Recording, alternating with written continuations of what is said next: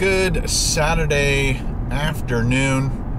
I am headed to Alcona because my wife gave me a call this morning and said she's up at the cottage, by the way, and she said she was on the Mountain Equipment Co-op website, and they said, you know, you better get your canisters now, your fuel canisters, because a lot of people are going to be camping this year because they won't be able to go anywhere.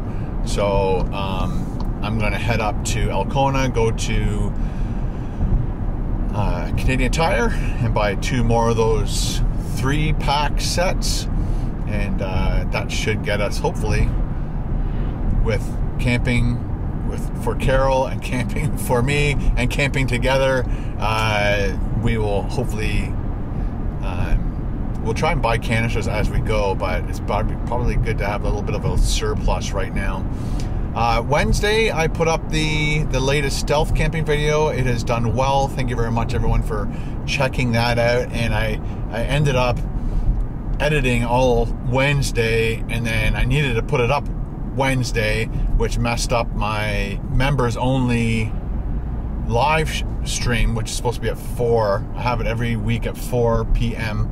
to 5 p.m. on Wednesdays Eastern Standard Time, but I didn't want to release a video and then do a live show right away, because then it messes up me following how well a video release is done, because whatever video you did last pushes all the other videos down.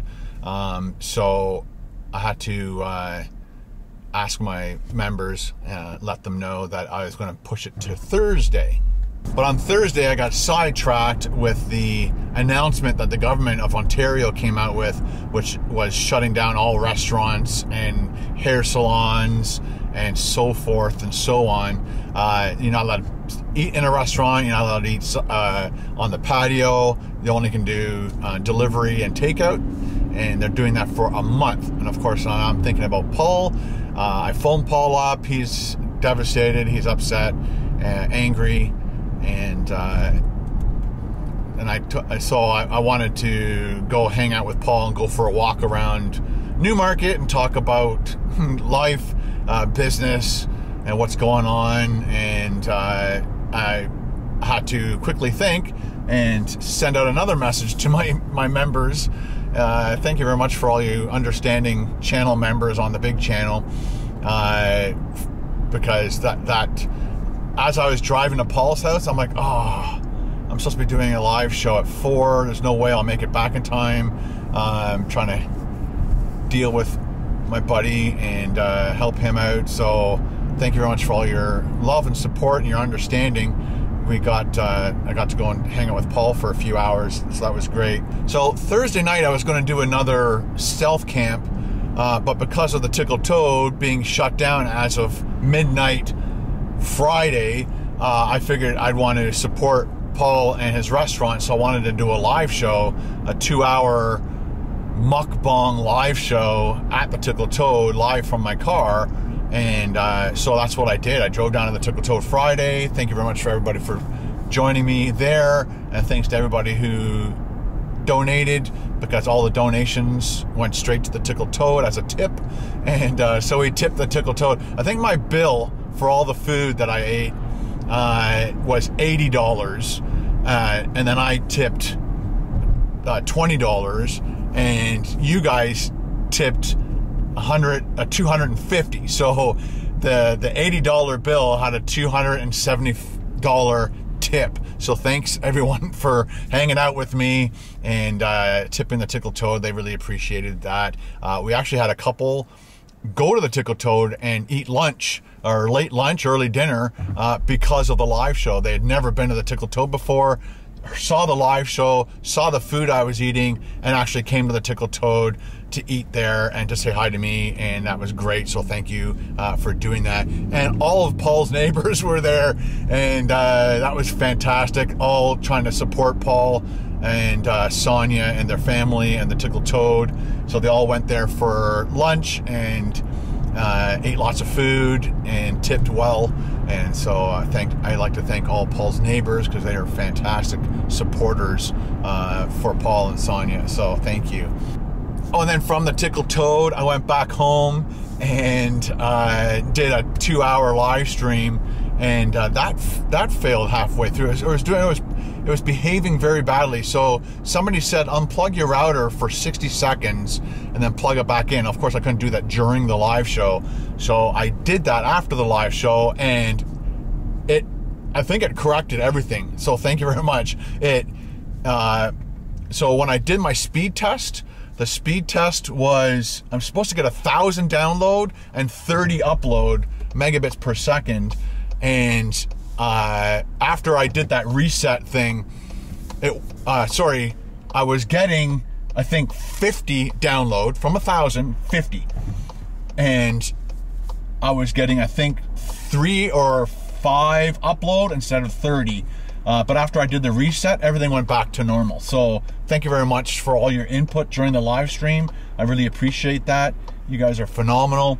Again, that's what I love about my community. We all help each other, and that was great. So now my internet's back up to speed. So from now on, I've learned a great lesson. From now on, before I do a big live stream, I'm gonna unplug my router for 60 seconds or more, and then plug it back in, do a speed test before I start a live stream, and then it should be screaming fast and no failures. So when I was at the Tickle Toad and I was doing it off my phone, it dropped, unfortunately, twice. So the 2-hour live stream is in 3 parts because one time it failed for no reason whatsoever that I could see.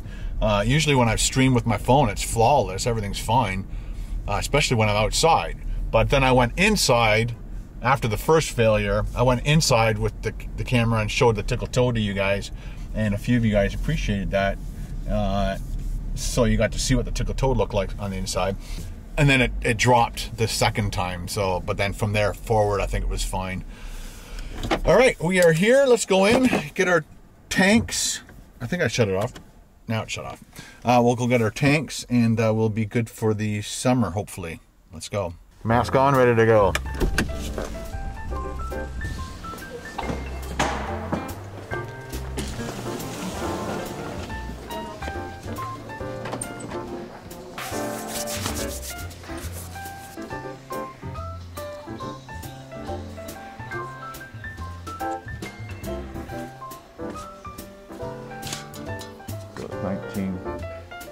But a single one, if they had single ones, $9, as we saw in the last thing. So I'm gonna get 2 of these. But I really like to just think about getting one of these for the $30. I could cook stuff. Yeah, I'm gonna get this. We have a camp stove, kind of like one of these. Maybe kind of like one of these at home. But if Carol went camping with her friends, then I wouldn't have the use of that. So I'm gonna buy this. This is all I need. Just a single one. And it takes these 8-ounce cans. So I'll get 2 bundles of these, and then we'll go.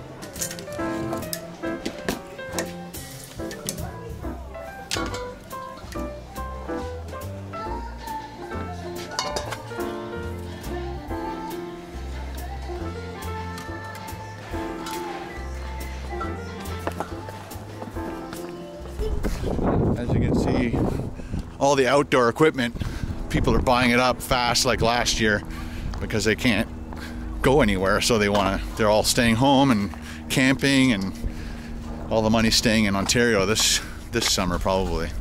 All right. Oh, there's a lineup at the liquor store. I'm not sure if you guys can see that.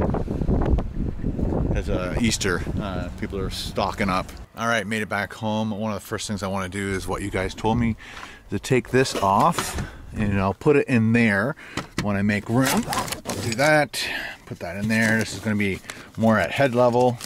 Helps if I take stuff out first, eh? Let's put that in there. That is my warning system. This has got to go somewhere eventually, somehow. Let's do that for now. Another thing too is, this is how I have this set up, just to stop it from moving around when I stop and accelerate. Let's just get that out. It's a good spot for it. these things roll around every once in a while, so I've started a box, and let me show you what I've done. This is going to be my box for now. Somebody did mention one of those milk crates. That's a good idea. Fold our sides in. And we'll put a couple cans there. And we'll get a couple more cans. I already put 3 in the garage for Carol. Again, I'll probably only take, depending on what trip I'm going on, depends on how much I will bring of any particular fuel. Don't want to have too much stuff on me. What I was thinking is getting things like this and then jamming that in there to stop things from rattling around. Quick garbage can kind of thing, or I can get my sleeping bag thing, holder, put that in there. This is my cot thing, I'll put that in there, and away we go, and things will stop rolling around. Put our YouTube pillow back in the van. Got our butane stove, put that there. This should go on the front seat, and I can put this back, and then we're good to go. Take that off. There for now. That'll go inside. I need those. I'm gonna take this one off. That's right. Take these two. Put that there.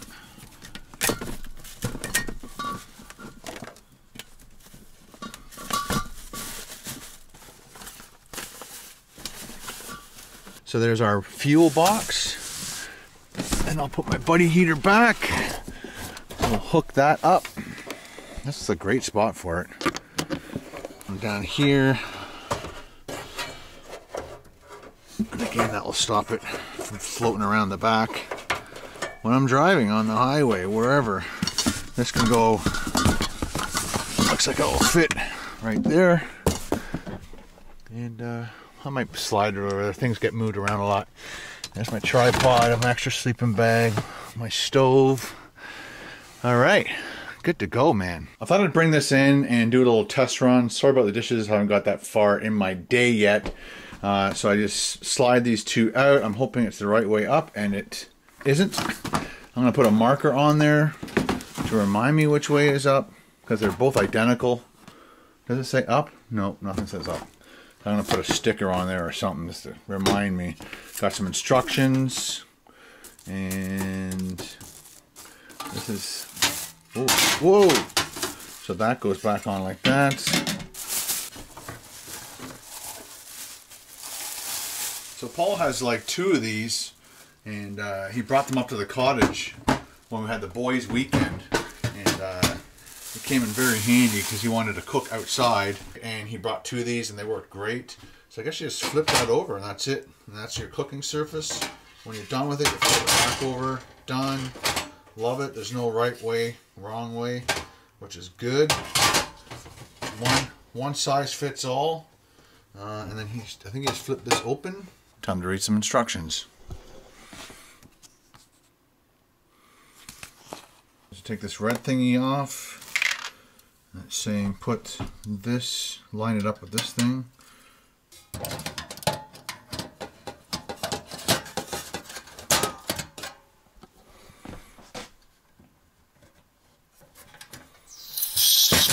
I do this with 2 hands this time. There we go. Gotta do it quickly. And then I believe that this is the ignition. There is the igniter right there. And I made sure there was no more fumes. It said be careful of the fumes. And let's go. Ah, look at that. Look at that. Beautiful. Crazy hot. And you turn it all the way down. Yeah, it doesn't like all the way down. Okay, I got it. I guess that's pretty good. That's giving off some heat. Big time. Alright, and then you just close this thing, I guess. And we have a cooking surface. Nice. 31 bucks, people. 31 bucks. Turn it off. And I'm not sure, I'll make sure I know when I'm storing it, do I take that gas out and then mark the container that I've used a bit of it? Continue to read. Just found this part. The cylinder must be disconnected when the stove is in storage. And then you put your cap back on. So pop that open. Open it up. Take it out. Put your cap back on. And I'll probably like mark it saying number 1 or number 2. Oh, look at that, it bent it. Wow. That wasn't supposed to happen. All right, guys, hope you enjoyed this vlog. I can't wait to cook our first meal on that. I've been debating on whether it's gonna be a breakfast meal or like a dinner meal. Probably a breakfast.